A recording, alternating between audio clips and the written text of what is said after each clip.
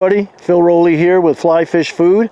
We're out here in Utah today. I'm down here for a visit, fishing with Curtis. We're fishing a lake from the shore. We're going to provide you with a series of tips that's going to make your stillwater fishing more enjoyable, especially if you're fishing from shore. If you've never fished lakes before, we're going to take away some of that intimidation so you can get out here and enjoy this great fishing too.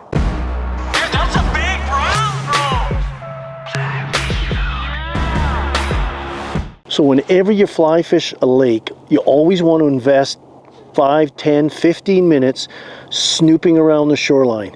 That investment can save you a ton of time in fly and presentation selection. Right here, I've got a freshly emerged damselfly adult. That nymph has crawled out. Probably the shuck is somewhere down here in the ooze. In fact, it's right there. And that damsel has crawled out and it's drying its wings and going to fly away. So that tells me right away that a damselfly nymph or adult in the shallow weedy area is probably a good choice. So always invest 10 to 15 minutes looking around, getting a measure of what may or may not be on the menu. So today we're out here in Utah. We're fishing from shore from a lake. Curtis and I don't have a boat, a float tube, or any sort of other watercraft, but these fish are in tight. They are feeding leisurely on calabatus, duns and spinners, adult damsels, terrestrials. One of the things we want to do, it's just like fishing a river. You don't want to, you see fish rising at a distance, you don't want to walk out up to your waist or further. Always work those shallow areas first, because we've seen fish in very skinny water feeding. So always work the shore area first. And when you wade, this is flat calm. We want to be slow and deliberate. Think like a heron. We don't want to be sloshing and splashing around, pushing big wake, because the lateral line of those fish located along their sides are going to pick up that motion. They'll at least know you're in the neighborhood and make them harder to catch, or worse, spook them. So be cautious. You're a hunter out here. Spot the rises, target them, think about them, and you can have some great times fishing lakes from shore. You don't need a boat or a float tube or a pontoon boat or a canoe or a kayak or any other sort of watercraft many times, especially out here in Utah. It's just great. For this skill, whenever you're fly fishing lakes, whether it's shore today or in a boat, take advantage of fan casting. You want to cover as much water as you can. So we do this by fanning or spreading our casts around. So imagine a clock face.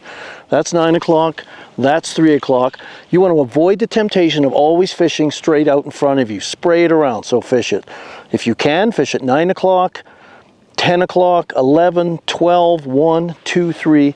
Cover as much water as you can and maximize your opportunities. Oh, there we go.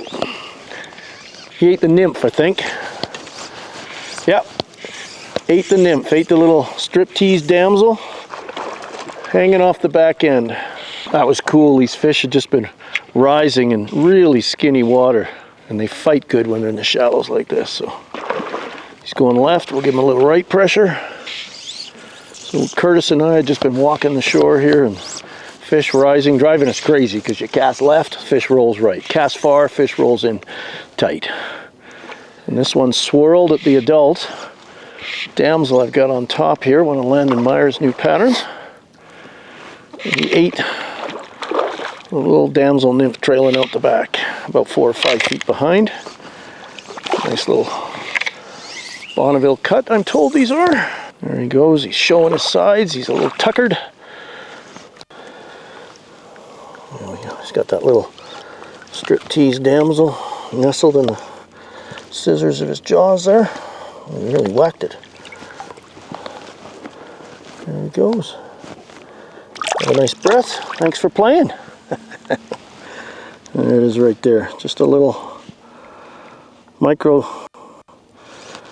and chartreuse eyes stand out in the crowd. That's fun. I'm going to do this again. Don't get to fish dries very often on lakes, so this is pretty special.